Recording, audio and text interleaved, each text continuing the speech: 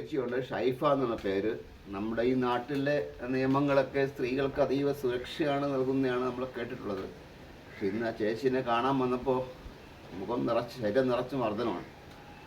സ്റ്റേഷനിൽ പോയിട്ട് ഇതുവരെ പ്രതികളെ അറസ്റ്റ് ചെയ്യാൻ പറ്റിയിട്ടില്ല എന്നാണ് ചേച്ചി ഞങ്ങളോട് പറഞ്ഞത്. ഏതായാലും ഒരു സ്ത്രീക്ക് ഇത്രയും ക്രൂരമർദ്ദനം ഏൽക്കേണ്ടി വന്ന ഒരു കാഴ്ച കാണുന്നത് തന്നെ വേദനാജനകമാണ്.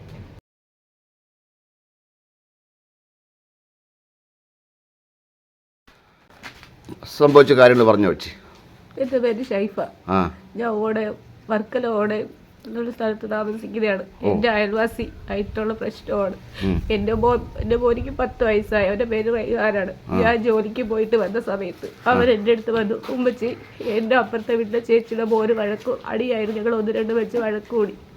ആ ചേച്ചി ഗ്രൗണ്ടിൽ വന്ന് എൻ്റെ വാപ്പായും ഉമ്മായും ചേർത്ത് പച്ചത്തേറി വിളിക്കുകയും എല്ലാം ചെയ്ത് കൂട്ടുകാരന്മാരെല്ലാം കേട്ട് അത് അയൽവാസികളും കാണുകയും ചെയ്തു. ഇവരിത് കരഞ്ഞത് കേട്ട് ഞാൻ അവളുടെ അടുത്ത് ചോദിച്ചപ്പോൾ അവളെന്നെ പച്ചത്തേറി വിളിച്ച്. എൻ്റെ വീടിൻ്റെ മുറ്റത്ത് ഓടിക്കേറി വന്നു.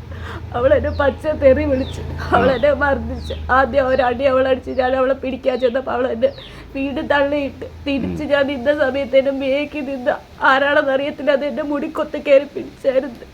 ആ മുടിക്കൊത്ത് പിടിച്ച സമയത്ത് തിരിയുന്നതിന് മുമ്പ് എന്നെ ഭിത്തിയോരം കൊണ്ട് ഒരു ഇടി ഇടിച്ചായിരുന്നു. ഞാൻ പിന്നെ തിരിഞ്ഞു നോക്കുന്നതിനാകുമ്പോൾ അവളെ ഭർത്താവായിരുന്നു. അവളെ ഭർത്താവിനെ പിടിക്കാതെ എൻ്റെ കൈ അയാളെ വായിക്കാതെ ചെന്ന് അയാളെന്നെ കടിച്ച്.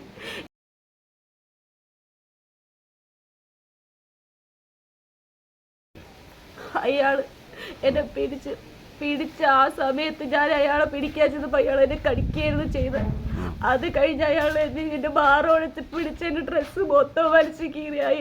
അയാളെൻ്റെ ഭാരത്ത് തന്നെ പിടിച്ചിരുന്നു. അത് കഴിഞ്ഞ് അയാൾ എന്നെ കോഴി കയറി ഇറുക്കം പിടിച്ചു വെച്ചിട്ട് എനിക്ക് ശ്വാസം കിട്ടാതെ ഇരുന്ന് അയാൾ തറയെ തള്ളിയിട്ട് വലിച്ചെടുത്ത് അയാൾ എന്നെ അടിവയറിന് ചവിട്ടി. ഇത് കണ്ടുകൊണ്ടിരുന്ന എൻ്റെ മോൻ അയൽവാസികളെ ഓടിച്ചത് പിടിച്ചുകൊണ്ട് വന്നു. അയൽവാസികൾ വന്നാണ് അയാൾ പിടിച്ചു മാറ്റി. ആ സമയം അയൽവാസികളെ അയാൾ തല്ലിയായിരുന്നു. അത്രയും ക്രൂരമായിട്ട് മർദ്ദിച്ചു സാറേ. ഞാൻ അത് കഴിഞ്ഞ് ഞങ്ങൾ നേരെ വർക്കല ഹോസ്പിറ്റലിൽ പോയി.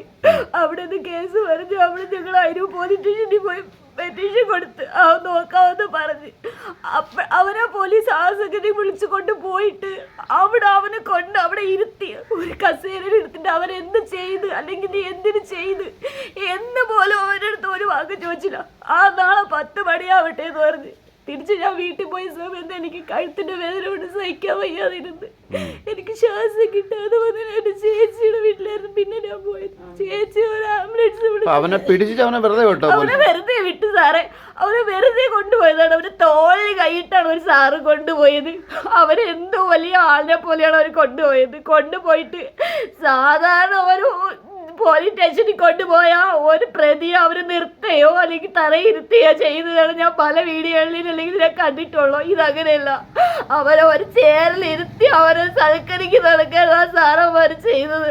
അത് പോട്ടെ എന്ന് ഞാൻ തിരിച്ച് വീട്ടിൽ പോയ ഇത് കണ്ടിട്ട് കഴുത്തിന്റെ വേദന എല്ലാ വെപ്രാളം കൊണ്ട് എന്റെ ചേച്ചി ആംബുലൻസ് 11 മണിയായി വിളിച്ച് നേരെ പാരിപ്പള്ളി ഹോസ്പിറ്റലിൽ കൊണ്ടുപോയി എത്രയും പെട്ടെന്ന് ഇമ്മീഡിയറ്റ് സ്കാനിങ് ചെയ്യണം. വയറിൽ നീരടിച്ചതായിട്ട് കണ്ടെന്ന് പറഞ്ഞ് അവിടെ സ്കാനിങ് സെന്റർ ഇല്ലായിരുന്നു. കിംസിന് കൊണ്ടുപോകാൻ പറഞ്ഞ് ആ ആംബുലൻസ് തന്നെ എന്നെ കിംസിൽ കൊണ്ടുപോയി. കിംസിലെ ഡോക്ടർമാർ ചോദിച്ചു എന്താണ് വരാൻ കാരണമെന്ന്. ഞാൻ പറഞ്ഞു എനിക്ക് അടിവയറിൽ ചവിട്ടി കിട്ടി. എങ്ങനെ കിട്ടിയെന്ന് ചോദിച്ചു. ഞാൻ ഈ കാര്യങ്ങളെല്ലാം തുറന്ന് പറഞ്ഞു. അപ്പോൾ കൂടെ ആരുമില്ലായിരുന്നു വെച്ചപ്പോൾ ഞാൻ പറഞ്ഞു ആരുമില്ലായിരുന്നു എന്ന് പറഞ്ഞു.